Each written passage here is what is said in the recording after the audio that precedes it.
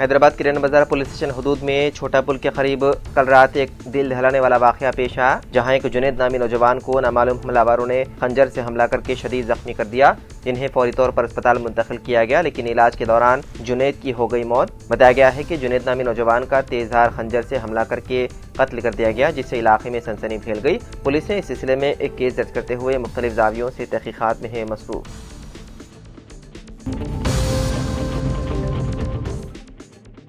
حیدرآباد کے Rajiv Gandhi international airport پر Indigo کی پروازوں میں بڑے پیمانے پر خلل کے باعث چہارشنبے کے روز 40 پروازیں منسوخ کر دی گئی۔ ایئرپورٹ ترجمان کے مطابق 3 دسمبر کی شام 7 بجے تک 19 روانگیاں اور 21 آمد کی پروازیں منسوخ ہوئی۔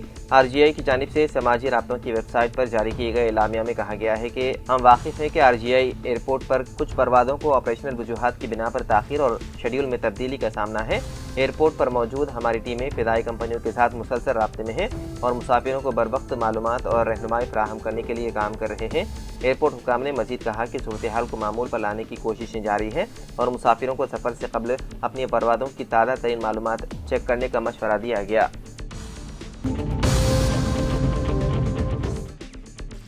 حیدرآباد سٹی پولیس نے وعدے کیا ہے کہ ٹریفک چالانوں پر 100% تک ڈسکاؤنٹ دیے جانے کے بارے میں سوشل میڈیا پر جاری ہونے والی معلومات مکمل طور پر بے بنیاد ہیں۔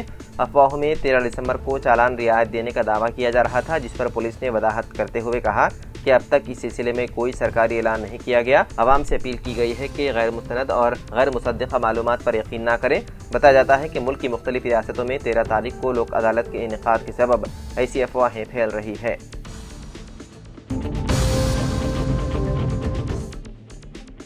حیدرآباد کے ٹاٹی گوڑا علاقے میں چہارشنبے کی شام ایک 8 سالہ کمسن بچی کی مشتبہ حالت میں موت واقع ہو گئی۔ ٹو ٹاؤن انسپکٹر کے ناگاراجو کے مطابق اس سلسلے میں مشتبہ موت کا مقدمہ درج کر لیا گیا۔ پولیس کے مطابق جے جوان نگر کے رہنے والی اسما بانو کی شادی 16 سال قبل ٹاٹی گوڑا کے عبدالرشید سے ہوئی تھی۔ جوڑے کے 2 لڑکے اور 2 لڑکیاں ہیں، تاہم عبدالرشید جو آٹو ڈرائیور ہیں شراب نوشی کا عادی بتایا گیا ہے اور اپنی بیوی کو ہراساں کیا کرتا تھا۔ ہراسانے کے نتیجے میں 3 ماہ قبل ان دونوں میں طلاق ہو گئی۔ اطلاعات کے مطابق عبدالرشید نے بچوں کو ماں سے علیحدہ کر کے اپنے ساتھ رکھ لیا تھا۔ اس کا کہنا ہے کہ چہارشنبے کے روز اس کی چھوٹی بیٹی مہک، جو مقامی سرکاری اسکول میں دوسری جماعت کی طالبہ تھی، اسکول سے واپس آ کر کھانے کے بعد آرام کرنے لیٹ گئی۔ اسی دوران باپ تینوں بچوں کو لے کر کچھ دیر کے لیے گھر سے باہر گیا تھا۔ جب گھر واپس آیا تو مہک کو بے ہوش کی حالت میں پایا گیا، جبکہ اسے مسلسل الٹیاں بھی ہو رہی تھی۔ فوری اسے رمس دواخانہ منتقل کیا گیا، جہاں ڈاکٹروں نے اس کی حالت نازک بتائی اور کچھ دیر بعد اسے مردہ قرار دیا۔ بچی کی والدہ نے پولیس میں شکایت درج کرواتے ہوئے الزام عائد کیا ہے کہ اس کی بیٹی کو اس کے والد نے ہلاک کیا۔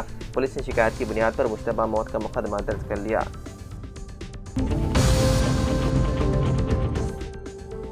وزیر اعلیٰ ریونت ریڈی نے اعلان کیا ہے کہ بہت جلد مزید 40 سے زیادہ جائیدادوں پر تقررات کیے جائیں گے۔ حکومت کے 2 سال کی تکمیل کے ضمن میں دورہ عدلیٰ کے تحت ریونت ریڈی نے کریم نگر ضلع کے حسن آباد اسمبلی حلقے کا دورہ کیا۔ وزیر اعلیٰ نے 262 کروڑ کی لاگت سے مختلف ترقیاتی کاموں کا سنگ بنیاد رکھا۔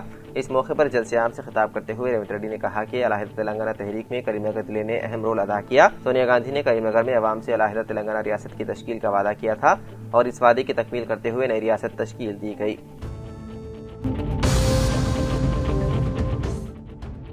لمحے آخر میں مرکزی حکومت کے وقف قانون کے مطابق امید پورٹل پر اندراج میں تیزی پیدا ہونے کے نتیجے میں پیدا ہونے والی تکنیکی خرابیوں کو دور کرنے اور تاریخ میں توسیع کے سلسلے میں فوری اقدامات کیے جانے چاہیے، کیونکہ ملک بھر میں 40% سے زیادہ موقوفہ جائیدادوں کا امید پورٹل پر اندراج ہونا باقی ہے، جبکہ گزشتہ شب سے ہی پورٹل مکمل طور پر غیر کارکرد ہے اور اس تکنیکی خرابی کے نتیجے میں ملک بھر کے ہزاروں موقوفہ جائیدادوں کو گزشتہ 24 گھنٹوں کے دوران پورٹل پر درج کروانے میں دشواری ہوئی ہے۔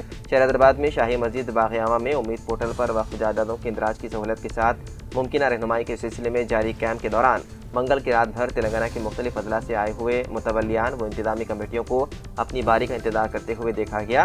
شاہی مسجد باغ عامہ میں جاری امید پورٹل پر اندراج کے سلسلے میں مولانا ڈاکٹر حافظ محمد احسن بن محمد عبد الرحمن الحمومی کی نگرانی میں جاری اس کیمپ کے دوران سینکڑوں جائیدادوں کے اندراج کے اقدامات کیے گئے، لیکن گزشتہ شب سے ہی امید پورٹل میں تکنیکی خامی کے سبب یہ کارروائی مفلوج ہو کر رہ گئی ہے۔